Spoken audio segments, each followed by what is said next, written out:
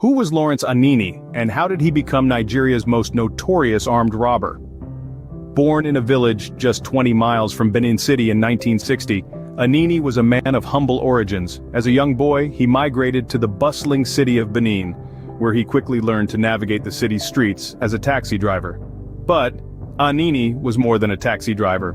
He was a mediator, a controller of the chaotic world of motor parks, touts, and operators. His natural charisma and ability to command respect from his peers made him a known figure in the city. But as he grew older, Anini sought power beyond the confines of the motor parks.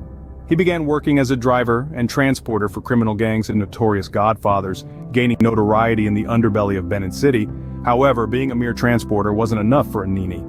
He craved more. He wanted to be the one in control, the one calling the shots. Thus, he formed his own gang. They started small, hijacking cars, robbing buses, and breaking into banks. But as their confidence grew, so did their ambitions. As Anini's reputation grew, so did his ambitions. He was quickly rising to become a figure of terror. From a taxi driver to a gang leader, Anini's journey into the world of crime had just begun. How did Anini go from being a notorious gang leader to a national terror? Let's delve into that.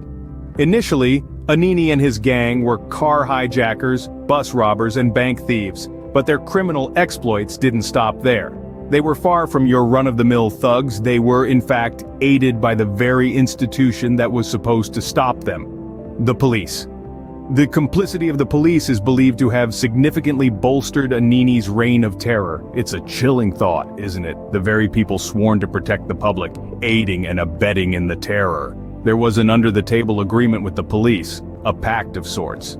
In exchange for turning a blind eye, the police would destroy evidence against Anini's gang. It was a precarious alliance, one that would eventually lead to a tragic turn of events. In 1986, 2 members of Anini's gang were prosecuted, despite the supposed pact with the police. This betrayal didn't sit well with Anini. It was a stab in the back, a breach of trust. And Anini, as we would soon find out, was not one to be crossed without consequence. This betrayal is believed to have sparked a series of retaliatory actions by Anini. His rage was not directed at just those who had wronged him, but at anyone who stood in his way. His reign of terror escalated, and the bodies began to pile up. From a notorious gang leader, Anini had become a national terror. The seeds of fear had been sown, and they were beginning to take root. Anini's reign of terror had begun, and it was only going to get worse. What were some of Anini's most notorious crimes, you might ask? Let's delve into the blood trail that this infamous criminal left behind. In the sweltering heat of August 1986, Anini's gang committed a bank robbery that would go down in infamy. The event wasn't remarkable for the sum stolen, a mere 2,000 naira, but for the senseless violence that accompanied it. The robbery resulted in several fatalities, including a police officer, turning the crime scene into a chilling tableau of terror. But the bloodshed didn't stop there. In the same month, the gang struck again, this time targeting the car of an assistant inspector general of police. In a brutal show of audacity, they murdered the driver Albert Otto and made off with the vehicle. Otto's remains were found 3 months later, 16 kilometers away from Benin, along the Benin-Agbor Highway, a grim testament to the gang's ruthless disregard for human life. As if to underscore their contempt for law enforcement, Anini's gang ambushed 2 police officers at a barricade, gunning them down in cold blood. This marked the beginning of a particularly deadly period, during which Anini was known to have killed 9 police officers in just 3 months. The reign of terror continued unabated, with 3 distinctive robbery attacks. The victims included Frank Uno Arumi, a former employee of the Nigerian Observer newspapers, and Mrs. Remy Sabanjo, a highly respected chartered accountant. In each case, the gang's modus operandi was the same: brutal, efficient, and utterly remorseless. They even had the audacity to steal a Mercedes-Benz car belonging to the Ughelli monarch, the Ovi. Anini was elusive, ruthless, and seemed unstoppable. His crimes weren't merely about material gain, but also about demonstrating power and sowing fear. This period marked one of the darkest chapters in Nigeria's history, a time when one man and his gang held an entire nation in the grip of terror. What was the height of Anini's exploits, you may ask? Well, it was a tale that sent shivers down the spine of a nation, a tale of audacity and terror that unfolded at a gas station along Wire Road, Benin. On this fateful day, Anini, ever the elusive Dread, descended on the gas station with a chilling coldness. With one goal in mind, he seized the day's sales, a substantial amount that represented the hard work and sweat of the station's workers. But Anini's terror didn't end there. In a horrifying move, he shot the station's attendant, leaving a trail of blood and fear in his wake. But Anini was not done. In a show of audacious bravado, he did something unthinkable. He began to spray his ill-gotten gains along the road, scattering the stolen cash for people to scramble and pick up. It was a sight to behold, a notorious robber turning into a perverse Robin Hood, sharing his loot with the public. This act, however, was not one of charity. It was a taunt, a mockery of law enforcement, a testament to his untouchability. His actions painted a picture of a man who had no fear, a man who laughed in the face of the law, a man who had become a nightmare for the Nigerian populace. The nation was gripped by fear as Anini's exploits became more audacious and his disregard for human life more evident. This was not just a robbery. It was a statement, a show of power and audacity that sent shockwaves through the nation. It was a declaration that Anini was not just a common criminal, he had become a force to be reckoned with, a symbol of terror that haunted the dreams of many. Anini's exploits had reached a new level of audacity, causing national panic and outrage. And as the nation reeled from this audacious act, the question on everyone's lips was, who can stop this reign of terror? Little did they know, the end was nearer than anyone could imagine. December 3rd, 1986. A date forever imprinted in Nigeria's history as the day Superintendent of Police, Kayode Nwanrororo, dared to bring an end to the terror.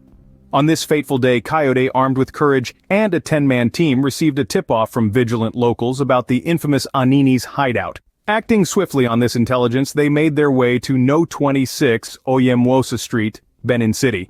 The house was nondescript, blending seamlessly with the rest of the neighborhood, but it was here that Anini, the man who had held the city in a vice-like grip of fear, was hiding. A knock on the door and there he was, Anini himself, clad only in underpants, caught off guard. "Where is Anini?" Kayode inquired, his eyes never leaving the man in front of him. Anini, dazed but not defeated, tried to play it smart. "Oh, Anini is under the bed in the inner room," he replied, attempting to stroll past Kayode and his team. But it wasn't his day to outsmart the law.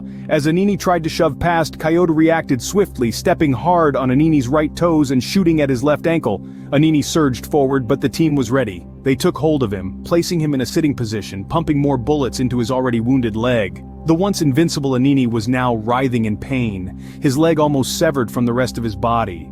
"Are you Anini?" they asked him. And he replied, "My brother, I won't deceive you, I won't tell you a lie. I'm Anini."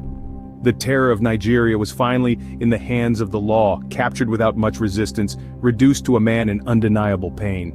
From there, Anini was taken to the police command headquarters where the state's police commissioner, Perry Osayande, was waiting. The capture of Anini was a testament to the bravery and relentless pursuit of justice by Kayode and his team. In a twist of fate, the invincible Anini was captured, his reign of terror brought to a screeching halt. Captured and cornered, Anini was a goldmine of shocking revelations. Though bound by the shackles of law and a bullet-ridden leg, Anini's mouth was far from silent. His confessions, made in a surprising command of pidgin English, sent shockwaves through the nation. Anini did not just confess to his crimes, he blew the lid off a syndicate of corruption, revealing his connections within the very institution that sought to bring him to justice. The most shocking revelation was the involvement of the police in Anini's reign of terror. Anini exposed Iyamu, a senior police officer, as his accomplice.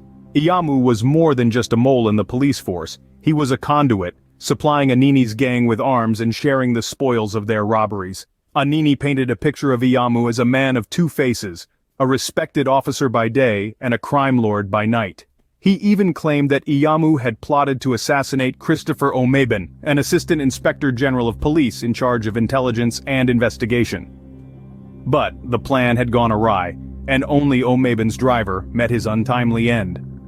The exposure of Iyamu's illicit activities was like a punch to the gut of the police force. It was a chilling reminder of how deep the tentacles of corruption had penetrated the institution. The confessions did not just implicate Iyamu but also 5 other police officers, all of whom were later convicted. Anini's revelations were a bitter pill to swallow. The nation had known him as a ruthless criminal, but no one had expected him to be the whistleblower who would expose the rot within the police force. His confessions were a stark reminder of the depth of corruption that had infiltrated the very institution tasked with upholding law and order. Anini, the infamous criminal, had turned into Anini, the whistleblower. His confessions, while shocking, were an essential catalyst in sparking a much-needed cleanup within the police force. His story serves as a stark reminder that sometimes the truth can come from the most unexpected places.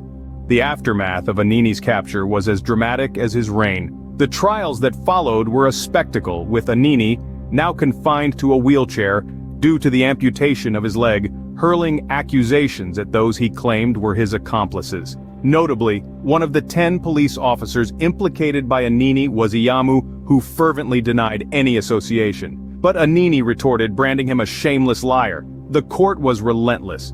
Of the officers implicated, half were convicted. The sentences handed down were severe, with many, including Iyamu, sentenced to death. The executions were swift, taking place in late March of 1987. Anini's capture and subsequent revelations shook the police force to its core, exposing corruption and collusion at its highest levels.